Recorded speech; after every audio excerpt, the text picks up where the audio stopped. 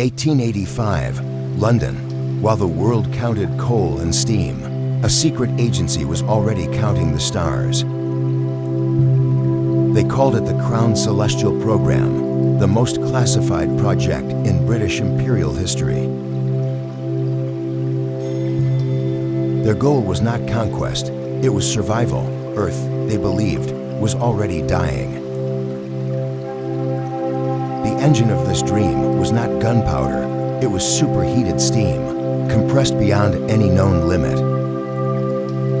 Chief Engineer Stirling designed a rocket standing 40 meters tall, built entirely from Sheffield steel and Cornish brass.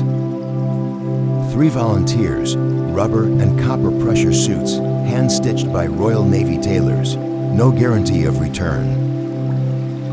Queen Victoria signed the launch order personally. Her diary entry that night, "God save them. No one else can."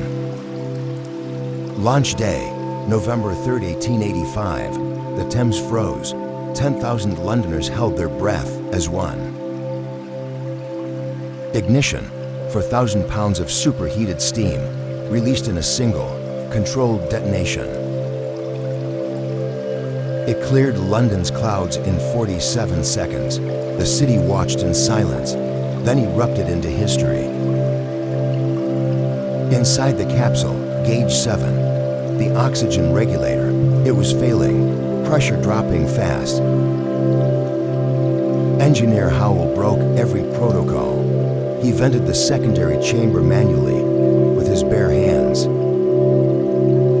11 minutes of silence. Ground control heard nothing. Then, a single Morse code signal blinked to life. Lunar orbit achieved. First humans in history to escape Earth's gravity, aboard a steam-powered vessel. Commander Ellis pressed his visor to the porthole.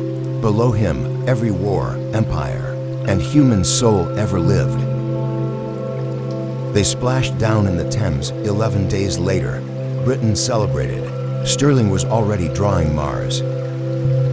In Stirling's notebook, found after his death, one sentence: "Steam took us to the moon.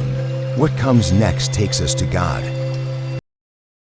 History records what happened. We explore what could have. Subscribe. The next case file is already open.